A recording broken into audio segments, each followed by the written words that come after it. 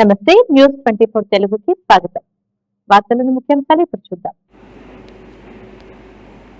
రాజ్యసభ సభ్యులుగా ఎన్నికైన శ్రీ చింతకాయల విజయ్ అభినందన సభ నర్సీపట్నంలో అత్యంత ఘనంగా జరిగింది.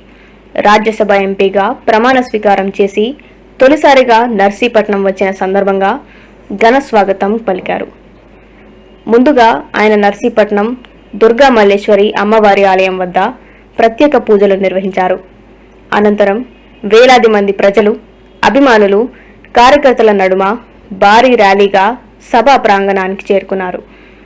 దారి పొడవునా ఇసుక వేస్తే రాలనంత జనసందోహంతో ఈ ర్యాలీ నర్సీపట్నంలో ప్రత్యేక ఆకర్షణగా నిలిచింది.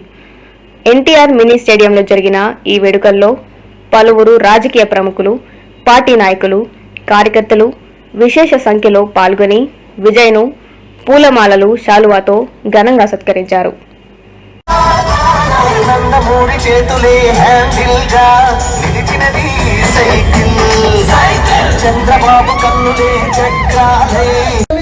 ఇదే నర్సీపట్నం నియోజకవర్గంలో 5 రోడ్ల జంక్షన్ లో ఒక ఇంగ్లీష్ టీచర్ గా నేను పనిచేస్తున్నా. ఆ టైంలో యువత రంగాలు అన్న ఒక మీటింగ్ లో ఉత్తరాంధ్ర జిల్లాలో యువకులే మాట్లాడాలనే గౌరవ ముఖ్యమంత్రి చంద్రబాబు నాయుడు గారు ఒక పిలుపునిస్తే ఆ టైంలో మహా అయితే నాకు తెలిసి ఒక 30 సంవత్సరాలు 26 సంవత్సరాల వయసులో మొట్టమొదటిసారిగా స్పీచ్ ఇచ్చి ఎవర్రా ఈ బుడతడు ఇంత ఉన్నాడు కానీ ఇంతగా మాట్లాడుతున్నాడు అని చెప్పి చాలా మంది పెద్ద పెద్ద నాయకులు కూడా ఆవిడ అనిపించుకునేటట్టుగా మాట్లాడిన వ్యక్తి చింతకాయల విజయ్. ఆ రోజు నుంచి ఈ రోజు వరకు కూడా పార్టీ కార్యకర్తగా పనిచేశారు, పార్టీ రాష్ట్ర ప్రధాన కార్యదర్శిగా పనిచేశారు 34 సంవత్సరాల వయసులో. తర్వాత ఐటీడీపీ అని తన నెత్తిన పెట్టుకొని 2019-24 సంవత్సరంలో ఈ తెలుగుదేశం పార్టీ టెక్నాలజికల్ గా ఎలా ముందుకెళ్ళాలి, సోషల్ మీడియాలో ఎలా ముందుకు తీసుకెళ్లాలని తన భుజ స్కంధాల మీద వేసుకొని నడిపించిన వ్యక్తి. ఆ రోజు ఐటీడీపీ పరిగెడతా ఉంటే అప్పుడు అధికారంలో ఉండి 151 సీట్లు సాధించిన ఈ సైకో పార్టీ, గొడ్డల పార్టీ కూడా ఇదే విజయ్ ఏ రకంగా ఇరికించాలి అని చెప్పి చాలా సందర్భాల్లో వాళ్ళు వెంటపడిన పరిస్థితి కూడా మీ అందరికీ తెలుసు. ఈ రోజు అయ్యన్న పాత్ర గారి గురించి కూడా ఒక మాట ఎందుకంటే అయ్యన్న పాత్ర గారు రాముడు ఏకపాత్ర విరోధుడు, మా అయ్యన్న పాత్ర గారి ఏకపాత్రి కార్యకర్త. ఎన్ని ఒడిదుడుకులు రానియండి, ఎన్ని అవమానాలు పడినాయండి, ఎన్ని బాధలు పడినాయండి, ఎన్ని ఇబ్బందులు పడినాయండి, నేను ఈ పార్టీని నమ్ముకున్నా. గడ్డ మీద పుట్టినందుకు చాలా గర్వపడుతున్నాను. నర్సీపట్నంలో ఇక్కడే రాజేశ్వరం హాస్పిటల్లో ఇక్కడే మా అమ్మగారు పద్మావతి గారు నాకు జన్మనివ్వడం జరిగింది. ఈ గడ్డ మీద పుట్టడం అనేది నా అదృష్టంగా భావిస్తున్నాను. ఈ కార్యకర్తలని వీళ్ళందరినీ కూడా పేరున శిరసు వంచి నా హృదయపూర్వక కృతజ్ఞతలు నమస్కారాలు తెలుపుకుంటున్నాను. ఎప్పటికీ ఆ జన్మంతో రుణపడి ఉంటాను. ఎందుకంటే ఈ గడ్డ మీద మా తాతయ్య గారు లచ్చాపాత్రి గారు ఎమ్మెల్యేగా చేయడం జరిగింది. ఆయన్ని ఆశీర్వదించారు. ఆయనతో పాటు వరహాల దొర గారు మా తాతయ్య గారు ఆయన్ని నడిపించి ముందుకు తీసుకెళ్లారు. ఆయన భార్య అయిన మా నాన్నమ్మ గారు చెల్లెమ్మ గారు వాళ్ళు అక్క చెల్లెలు తీసుకుంటే మనకి లక్ష్మి గారు కానీ, సరోజిని గారు కానీ, రామలక్ష్మి గారు కానీ, అలాగే పూర్ణ గారు కానీ వాళ్ళందరూ కూడా రాజ్యం పిన్ననే ఆమె దగ్గర నేను చదువుకున్నాను.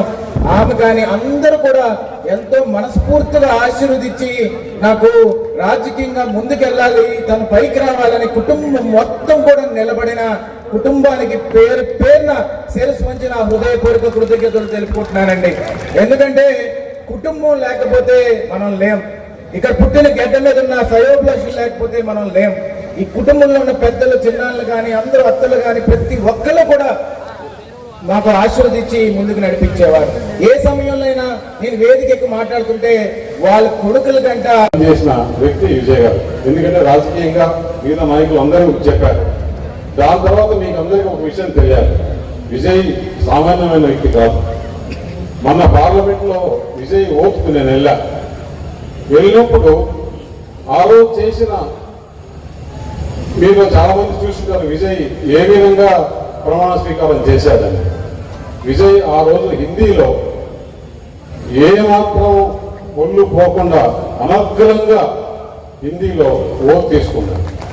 ఓట్ అయిన తర్వాత నేను అందరం మన భారత ఉపరాష్ట్రపతి రాజ్యసభ చైర్మన్ అయిన రాధాకృష్ణన్ గారి దగ్గరికి రూమ్లో కూర్చొని మాట్లాడుతుంటే మిగతా చాలా సీనియర్ నాయకులు, మిగతా పార్టీ నాయకులు, కాంగ్రెస్ వాళ్ళు కానీ మిగతా వాళ్ళు కానీ ఆ రోజు అప్పుడే విజయ్ని మెచ్చుకున్నారు.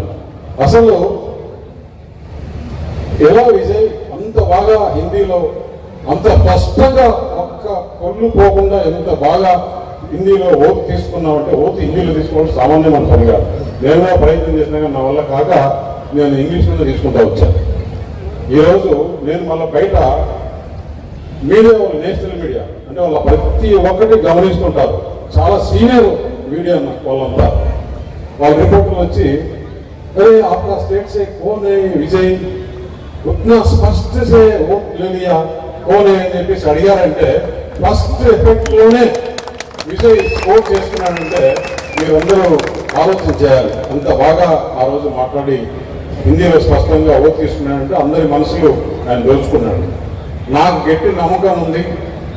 ఎందుకంటే ఇంత చిన్న వయసులో భారతదేశంలో చంద్రబాబు నాయుడు గారు నేను ఎప్పటికీ మర్చిపోలేను. స్టేజ్ కింద నించొని ఉంటే నేను విజయ్ మాట్లాడతావా అని అడిగారు. మొట్టమొదట మైక్ ఇచ్చి అవకాశాన్ని కల్పించి వేదిక మీద నించోబెట్టి నువ్వు మాట్లాడి నేను చూసుకుంటానంటే, సార్ చాలా మంది పెద్దలు ఉన్నారు సార్ అంటే ఆయన ధైర్యం ఇచ్చి నాకు యువత రంగాల్లో మాట్లాడుతున్నప్పుడు 2 నిమిషాలు టైం, 2 నిమిషాలు అయిపోతే పక్కనున్న స్పీకర్ ఎవరైతే వేదిక మీద ఉన్న పెద్దలు వచ్చి నా భుజాన్ని తట్టబడి ఎర్రన్నాయుడు గారు ఉన్నారు, స్వర్గస్థులు ఎర్రన్నాయుడు గారు ఉన్నారు, అందరూ కూడా వెంటనే చంద్రబాబు నాయుడు గారు మైక్ తీసుకుని ఇప్పటికీ ఆ వీడియో ఉంటది, ఏమయ్యా మొట్టమొదటి స్పీకర్ అసెంబ్లీలోనే మేము ఆపం, నువ్వెవడ ఆపడానికి, నువ్వు కంటిన్యూ చేయ విజయ్ అని చెప్పి ఆ రోజు అన్నారు.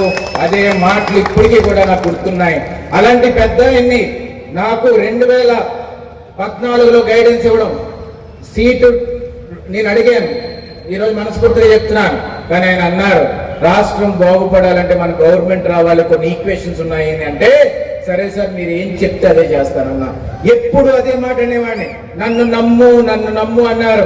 ఈ రోజు ఆ నమ్మకాన్ని నిలబెట్టుకొని విజయానికి ఏమైతే మాట ఇచ్చానో ఆ మాట నిలబెట్టుకున్నాను. ఈ రోజు నీ పని మొదలైంది, నువ్వు స్టార్ట్ చేయాలని చెప్పి నాకు మొన్న చెప్తున్నప్పుడు ఆ రోజు ఒకటే హామీ ఇచ్చాను, సార్ ఒకటే గుర్తు పెట్టుకోండి, తెలుగుదేశం పార్టీ జెండాకి కార్యకర్తగా ఒక కూలోళ్ళలాగా నేను ఎక్కడికి వచ్చి మీరు పని చేయమని చెప్పినా కూడా నిస్వార్థంగా నించొని ఈ తెలుగుదేశం పార్టీని కాపాడుకునే బాధ్యత తీసుకుంటానని చెప్పి ఈ సందర్భంగా సవినయంగా మనం చేసుకున్నారు. నారా లోకేష్ గారు, నేను ఒకటే చెప్తున్నాను, ఎన్టీ రామారావు గారు గట్టి తత్వం సంకల్పంతో ముందడిగేసి ఆ రోజు 9 నెలల్లోనే పార్టీ తీసుకొచ్చారు. చంద్రబాబు నాయుడు గారు ఉక్కు సంకల్పంతో దేశం మొత్తమే కాదు ప్రపంచం మొత్తాన్ని రాష్ట్రంలో చూసే విధంగా చేశారు. నారా లోకేష్ గారు ఇద్దరు డిఎన్ఏతో పుట్టిన వ్యక్తులు. ఈ రోజు నేను చెప్తున్నాను, ఆ బోనమ్మ ఆ అమ్మగారు ఎంత విలువలతో తండ్రిగా మాట్లాడితే వినాలని మేము అందరం కోరుకుంటున్నాం. కావాలి అన్న వాళ్ళ మాటలు గట్టిగా చప్పట్లు కొట్టాలి.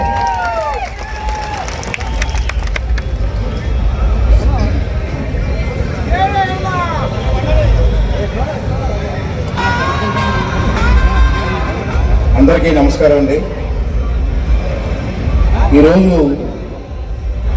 విజయబాబు గారికి అభినందన సభకి ఎంతో అభిమానంతో ఇక్కడికి వచ్చినటువంటి వేదిక పెద్దలందరికీ, ఇప్పుడు ఎంపీ గారు రైట్ టైం మీద వెళ్ళారు, మిగతా వాళ్ళందరికీ కూడా పేరు పేరున విజయ్ తండ్రిగా నేను అభినందనలు తెలియజేస్తున్నాను. రెండోది ఏంటంటే మరి ఈరోజు రవీంద్ర పంచాయతీ మంత్రులు మాట్లాడినారు. ఆ కుటుంబానికి నాకు ఎప్పటి నుంచో అనుబంధం. కుటుంబంలో మంత్రి చేశారు, నేను వాళ్ళు మంత్రి చేస్తాం. ఇప్పటికీ కుటుంబ సభ్యులను ఎప్పుడు గౌరవిస్తూ ఉంటారు. ఎప్పుడైనా ఫోన్ చేసి బాగున్నారని అడుగుతూ ఉంటారు. ఆ అనుబంధం ఇంకా హోమ్ మినిస్టర్ గారి సంగతి తెలిసిందే. అమ్మ మా ఇంట్లో ఆడపిల్ల, నాకు ఆడపిల్లలు లేరు, ఇద్దరు మొబైలే. ఆ ఇంట్లో ఆడపిల్లలాగా ఎప్పుడు కూడా శ్రేయోభిలాష్గా